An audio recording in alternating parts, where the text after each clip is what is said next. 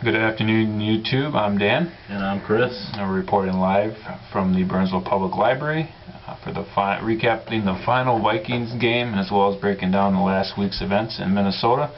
It is Friday, January 4th, or 3rd actually, January 3rd, 2014. Happy New Year, everybody. Our first video of 2014, and let's get into it.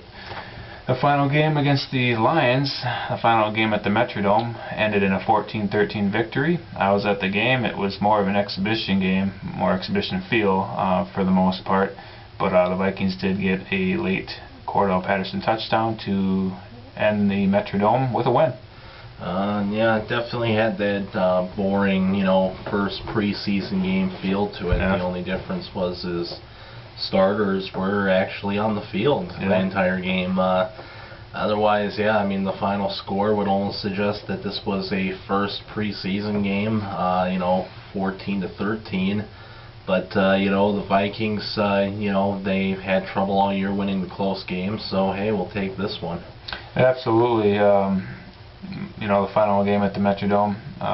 My first Vikings game in 1997 was ironically against the Lions in a 14-13 loss. So kind of a interesting score for a 14-13 win in my last game. So. And interesting, that's probably the last time the Lions actually ever won at the Metrodome. Yeah, I think they might have won one game, but yeah, the last 15 out of the last 16 games between the Vikings and Lions at the Dome were Vikings victories. So.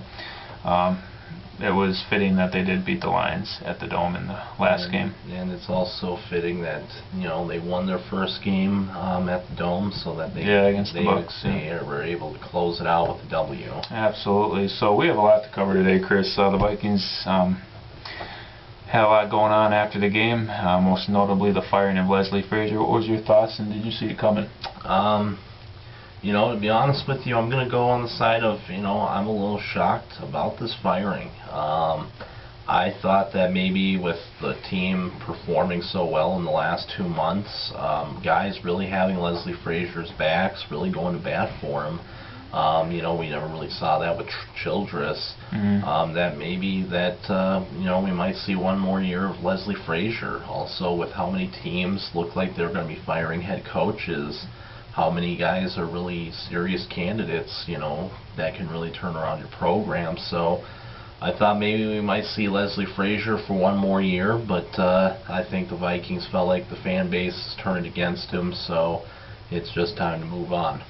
Yeah, I heard the argument, and I kind of agreed with it, that if Leslie was going to get fired, that Rick Spielman would follow behind. But I wasn't too surprised in the firing. I thought, there were 6 coaches that were fired on Black Monday following the regular season, with Frazier being one of them. I wasn't surprised, but I am a little surprised that Spielman is still here. I think, the Wolves are going to give Spielman one more shot to get it right at quarterback. But, I think with the drafts that Spielman's had and the players that he, the talent that they've drafted under Spielman, I think, the Wolves probably are going to give him one more chance here. What do you think about Spielman? And that's why I like Rick Spielman. I think that that's a hard GM to find. I think when you look at the free agents and the draft picks that he's had, he has a lot of hits, more than he has busts. And I agree. Those are hard GMs to find, and I think that he missed on Ponder, but which was huge. You know what? I mean, he could have taken an Andy Dalton, but you know what? Do you really think Andy Dalton's a Super Bowl winning quarterback? I mean, I think that, if we had taken Andy Dalton, we'd be probably living in 10 years of false hope like a Jay Cutler, with the Bears. Absolutely. I know there's a lot of guys, a lot of, fans down on Spielman as well. You can argue both sides of it. I think, Frazier, I know, kind of called out Spielman and management in his last presser. I don't know if you heard, but I didn't hear. Saying that he, they gotta, get that quarterback. Leslie can only do so much with what he has, but I think he did enough to get fired. Well, I think the problem for Leslie Frazier is, well, you know what, Rick Spielman, he puts the talent on the team, but you know what, Leslie Frazier didn't have to stick with Christian Ponder. Frazier still stuck with him. You know what, look at how well the team played with Matt Castle. He could have went with Castle the whole season. Probably could have had that team, you know, in playoff contention, and with how well this division was up for grabs, probably could have had this team in a playoff spot. That's a great point. Yeah, 8-7-1. The Packers are going to the playoffs and representing the North. I think that definitely hurts. You know, like you said, if Castle would have started, who knows? But hindsight's 20/20. I do think that, or I said before that I thought Frazier would go down with Ponder, and that's definitely, you know, clearly what happened here. So yeah, Frazier is gone. The coaches, I haven't heard too much. I think they're Darrell Bevel. I've heard his name, and then I just don't see how you could bring Darrell Bevel back. Everybody hated him. He was just as hated as Bill Musgrave here. I mean, I just don't know how you can bring him here and then sell him as the head coach. I couldn't agree more. You couldn't even sell him as the offensive coordinator. I wouldn't mind having Dan Quinn. He's the defensive coordinator of the Seahawks. He's had the #1 defense the past 2 years. Defense is probably the biggest issue right now that this team has. Also, you know, I like a guy who doesn't have really any experience. You don't know what you're going to get with that. You know, you don't know if you've got the next, you know, Super Bowl winning coach in that. You know, with Darrell Bevel, I think we kind of already know what we have. Other than that, I don't really know. I mean, Jack Del Rio, he had some horrible Jacksonville Jaguar teams. I just don't see where he's just going to come in here and really do this great job. I mean, you know, I know he's doing a good job with the Broncos, but you have to look at the talent that he has. Right. You know, same with their offensive coordinator, but you know what, once that offensive coordinator loses Peyton Manning, which could be after this season, how well is that offense really going to do? Yeah, Quinn I think would be a good candidate. I'm kind of uneasy about bringing in former Vikings like Del Rio and Bevel, and I know there were some jokes about bringing Childress back, but I'm pretty sure that was just a joke. But anyway, yeah, Quinn's nice. That'd be nice. I'd be on board with that. They were doing interviews this week, but yeah, there hasn't been much as far as you know, names besides Quinn and Bevel that I've heard. But I'm sure we'll see something here in the next week or so. I'm sure there'll be more news on it. But yeah, the Vikings coaching search continues, and yeah, there was you know, Cordell Patterson. How about his year? He's definitely got to be a Rookie of the Year candidate, you would think. Well, I think he's going to be a candidate. I think it's going to go to Giovanni Bernard. Just don't think the problem was he just didn't get enough snaps early on in the year. He's actually Pro Bowl bound. Yeah. He got listed as an alternate because Antonio Bryan is not going. And so obviously Adrian Peterson is going. I think that's about it. Yeah, Adrian Peterson was the only Pro Bowler. Hey, that's more. That's actually one more than the Packers. So, we'll take it. Yeah. So yeah, but now we have 2 to that list because yeah, Cordell Patterson, he is going to be a punt returner. You know, because they got rid of kickoff returns. Otherwise, he probably already would have been on the team. So definitely struck gold with drafting Patterson and making that move in the first round to have 3 first-round picks. I thought. Well, and I think we struck gold with Xavier Rhodes. He definitely had a better second half. Yeah. I think Sharif Floyd, I think the problem is we just haven't seen enough snaps out of him. Yeah. He's had some flashes, but he just doesn't get, you know, starter snaps yet, so we don't know what we can get out of him. Future's bright. You know, I don't think they're that far away. They were in a lot of games this year. There were a couple embarrassing losses, but you know, every team has those. But I think, you know, you get that quarterback in the first round, and they should draft a top 4 quarterback. Definitely with the 8th pick, they are going to be drafting 8th in the first round. And what are your thoughts on who they should go after? Well, this is where it's tough because, you know, what if a you know, Clowney falls down to you? Because, you know, quarterback and defensive end are probably the 2 biggest needs right now on this team. Brian Robeson's good, but he's not an anchor. He's not a starting defensive end. He's not a guy who's going to be able to go after your left tackle and get around him consistently. And I think that's going to be the big issue is, if this team can get the quarterback and can get a good defensive end that can replace Jaron Allen, then I think that this team has a good future. There's one thing that, there's one kid that not a lot of people are talking about. His name's Aaron Lynch at defensive end. A lot of people are overlooking him. He's actually got a lot of the same attributes as Clowney. He's 6'6", actually has almost the same exact speed, and actually is a little more bulkier than Clowney. He goes to Central Florida. The only reason why a lot of teams might be hesitant, he went to Notre Dame, but he transferred because of homesickness, so he went back to Florida. But, pro is a little different than college because, in college you have to live there all year round. So, and also he would have the money to be able to bring his family up to Minnesota if they were to draft him. So I think that this is a kid that could be a steal, that could solve the defensive end issue, and also you could still get one of those top 4 quarterbacks. The top 4 quarterback issue, though, that's a tough one. Because, Manziel, he's probably the one quarterback that's probably the one that could be the star, but he does have the off-the-field issues. Bridgewater, he's probably the second. Derek Carr, he's got his brother going against him. Also he didn't have a good bowl game against a quality team once he faced a good defense again in USC that he didn't do well, and a lot of people are gonna look at the fact, okay, your brother was a bust. Yeah, it's hard to. Yeah. You haven't really played any top defenses.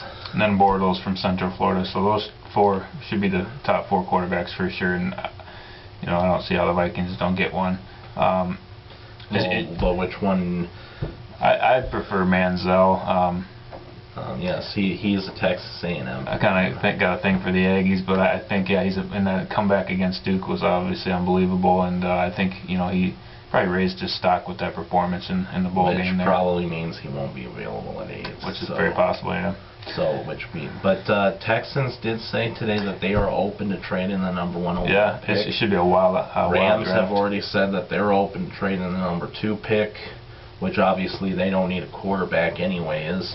So, this seems like a draft that teams just don't really seem to want to have those top picks, and I think if the price is right, problem with the number 1 overall pick, it might have to cost you a first-round pick. So, if you're going to take a Manziel, you definitely have to know that he's going to be the franchise guy. If you're going to, because look at how badly that's going to hurt Washington when they did that type of a deal with RG3. Great point. Yeah, absolutely. It should be. It's part of the reason why St. Louis has the number 2 pick. Yep, exactly right. So it should be a wild draft as far as a wild offseason with the Vikings looking for a coach. But, in the NFL, you can be bad one year and turn it around the next year. Just look at the Chiefs, who are 11-5 after being pretty bad last year. So we'll see what happens. Got to get a quarterback and some defense. So, but the Vikings finished the season 5-10-1, and obviously a disappointing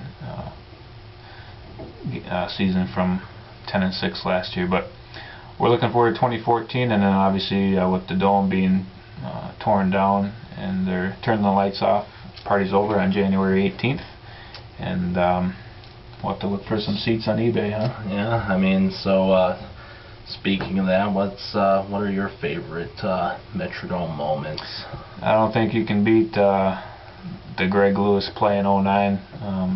A game, you just kind of getting ready for the time to expire and to walk out of the stadium, and then Brett Favre slings one 40 yards to Greg. You didn't even know who caught it at that point. It was just an unbelievable play. The crowd was bedlam.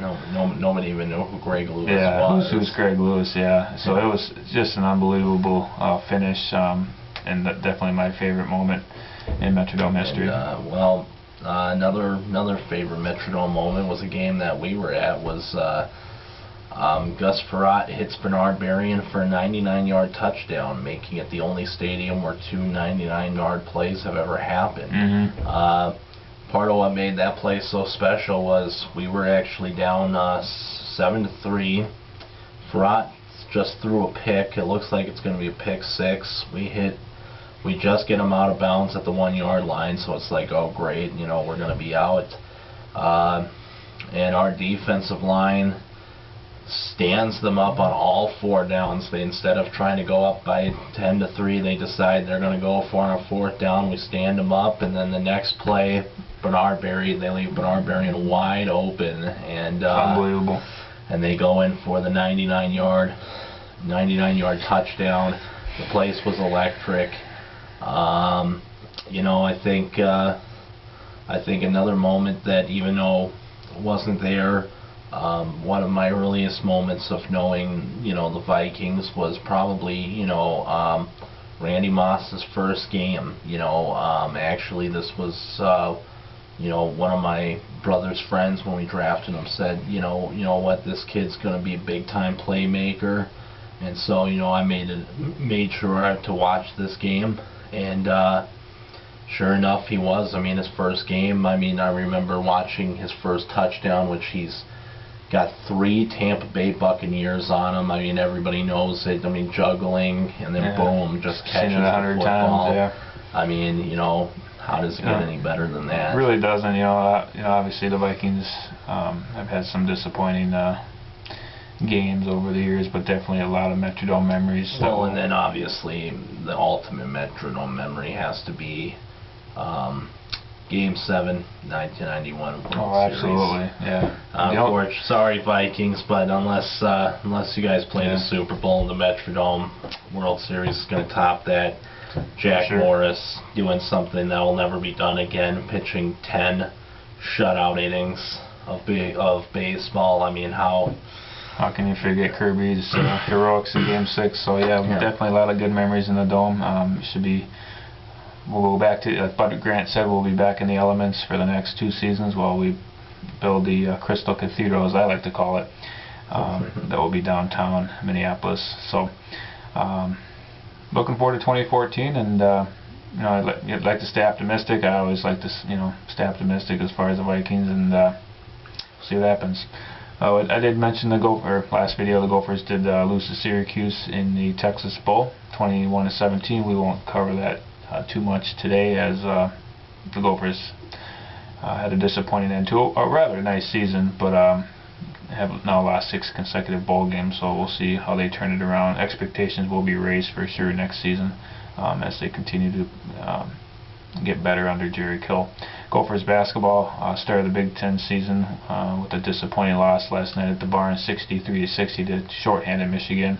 Michigan did lose Glenn Robinson for a period, actually in the second half for the rest of the game, and they were already without one of their centers. So you know, a game that the Gophers probably should have won at home, but in typical Gopher fashion, couldn't make the stops at the end, and we're getting torched by the 3 ball. Some freshmen, Irvin hit 5 3-pointers, and Eliason, who was having kind of a nice game, got in some foul trouble, and they ended up losing 63-60. Well, and this has been the problem for Richard Pitino. Although his team actually is a very good offensive team, it actually is, I think, actually towards one of the top in the nation. It's a horrible defensive team. Basically the same like the Timberwolves. They score tons of points, but they basically don't stop anybody at the other end. Yeah, so they're at 11-3 right now. Their 11 wins in non-conference were all won by double digits, but again, the Big Ten schedule has started, and they have Purdue on Sunday, a game you'd like to think they could win at home. But well, they have to, because after that it's going to be a tough stretch of 4 games. It's going to be Wisconsin, Indiana, Ohio State, Penn State, and Michigan State. Oh, they might do those. Yeah, I think they play Penn State after the Purdue game, and then I think those 4 games happen. So yeah, I don't know if they're going to come away with any victory in any of those 4 games. Pretty low expectations this year. Austin Holland's a senior. Was pretty bad last night. Pretty brutal. Had missed a layup late in the game, and you like to think your seniors would step up in a game like that and, you know, take over, but it didn't happen. So we'll see what happens Sunday with Purdue. Gopher hockey gets back at it.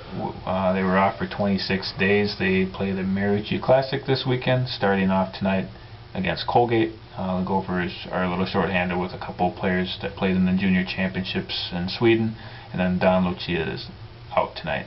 So hopefully the Gopher hockey can continue to win this weekend and hold their #1 ranking. The Timberwolves, since our last video, have gone 2-1 with wins. A nice win at Milwaukee where they dominated the Bucks, and then a couple home, or actually they split at Target Center after that. They lost a game they probably should have won against the Mavericks Monday night. I don't know if you heard. The game where Kevin Love was fouled at the end, although it wouldn't have mattered, but because they were down by 3 and Kevin Love was shooting it 2. No, it was actually 198. They were down by 2.